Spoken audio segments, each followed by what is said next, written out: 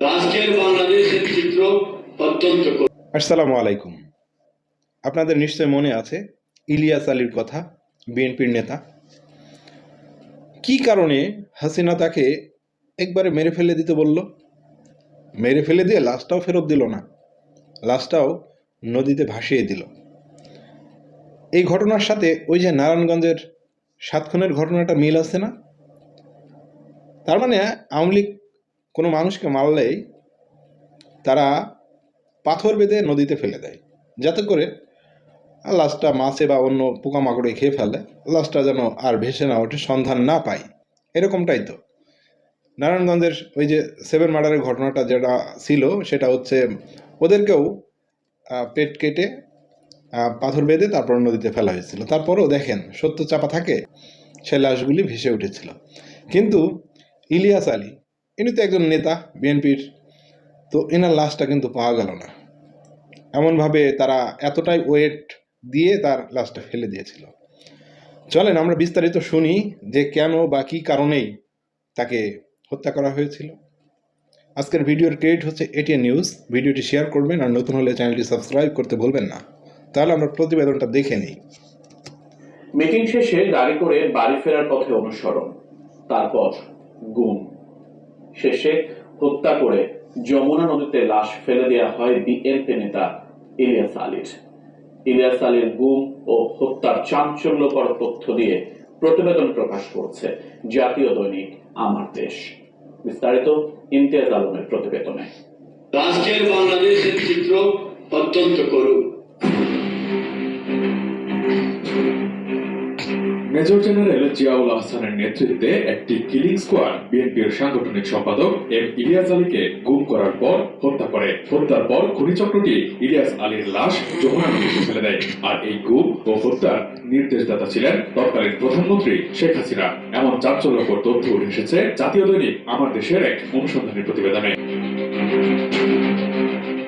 প্রতিবেদন অনুযায়ী 2012 সালের 17 এপ্রিল সন্ধ্যার পর দলীয় নেতাকর্মীদের নিয়ে ইলিয়াস আলী সভা করেন তৎকালীন শেরাটন হোটেলে। সভা শেষ করে রাত 11টায় তিনি বের হয়ে গাড়িতে করে বাসায় যাচ্ছিলেন। অপহরণের লক্ষ্যে মেজর জেনারেল জিয়াউলের নির্দেশে শেরাটন থেকেই ইলিয়াসকে অনুসরণ করছিলেন র্যাবের সদস্য সার্জেন্ট তাহিরুল ইসলাম। তাকে চিহ্নিত করছে আন্তর্জাতিক অপরাধ ট্রাইব্যুনালের তদন্ত টিম।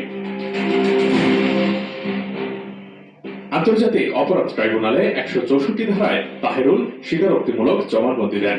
জবানবন্দিতে তিনি উল্লেখ করেছেন তার দায়িত্ব ছিল শেরাটন থেকে ইলিয়াসকে অনুসরণ এবং বেতার বার্তায় গতিপথটি জিয়াউল স্যারকে জানানো। নির্দেশনা অনুযায়ী তিনি ইলিয়াস আলীর গাড়ি অনুসরণ এবং প্রতিটি মুহূর্তেই গাড়ির গতিপথ জিয়াকে অবহিত করেন। নোয়াখালী পৌঁছার পর ইলিয়াস আলীর গাড়ি সরাসরি অনুসরণ করতে শুরু করে জিয়ার টিম।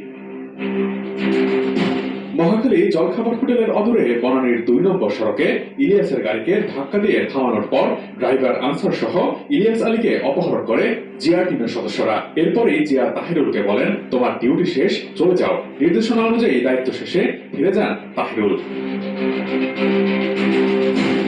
আন্তর্জাতিক অপরাধ ট্রাইব্যুনালের তদন্ত সংশ্লিষ্ট সূত্রের কথা উল্লেখ করে প্রতিবেদনটিতে বলা হয়েছে ইলিয়াস আলীকে অপহরণের পর হত্যা করা হয়েছিল। হত্যার পর তৎকালীন র্যাব কর্মকর্তা এবং পরবর্তী সময়ে সেনাবাহিনীতে পদোন্নতি পেয়ে মেজর জেনারেল হওয়া জিয়াউল আহসান অফিসে ফিরে স্বস্তি ও আনন্দ প্রকাশ করে বলেছিলেন, আজ বড় একটি অপারেশনে সাকসেসফুল হলাম, শেষ করে তাকে যমুনা নদীতে ফেলে দিয়ে এসেছি।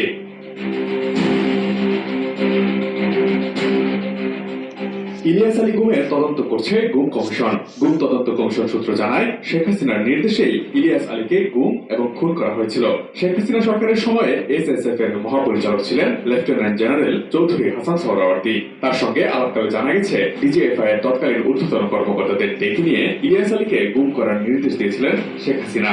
অথচ পরবর্তী সময়ে ইলিয়াস আলীর স্ত্রীকে ডেকে এনে নাটকও করেছিলেন তিনি। 2 পুত্র ও শিশুকন্যাকে গণভবনে ডেকে সন্তানদের মাথায় হাত বুলিয়ে সান্ত্বনা দিয়ে শেখ হাসিনা বলেন, অভ্যন্তরীণ রাজনৈতিক বিরোধের জেরে বিএনপি চেয়ারপারসন বেগম খালেদা জিয়ার নির্দেশেই ইলিয়াসকে অপহরণ করা হয়েছে। শেখ হাসিনার সঙ্গে সাক্ষাতের পর ইলিয়াস হোসেনকে পাওয়া যেতে পারে এমন কথা বলে একবার গাজীপুরের পুবাইল, আরেকবার মৌলভীবাজারের কুলাউড়া থেকে ফোন আসতে থাকে তার পরিবারের কাছে এবং অভিযানও চালানো হয়। কিন্তু পরে তার পরিবার জানতে পারে তাদেরকে বিভ্রান্ত করতেই এসব পরিকল্পিতভাবে করা হয়েছে। বিএনপির সাংগঠনিক সম্পাদকের পাশাপাশি সিলেট জেলা বিএনপির সভাপতি ছিলেন এম ইলিয়াস আলী। সাবেক এই ছাত্রনেতার নেতৃত্বে ভারতের টিপাই মুখে বাঁধ দিয়ে সুরমা ও কুশিয়ারা নদীর পানি প্রবাহে বাধা সৃষ্টির প্রতিবাদে তখন সিলেটে তীব্র আন্দোলন গড়ে উঠেছিল। ঘটনা তো ওইটাই, মোদির মন তো রক্ষা করতে হবে।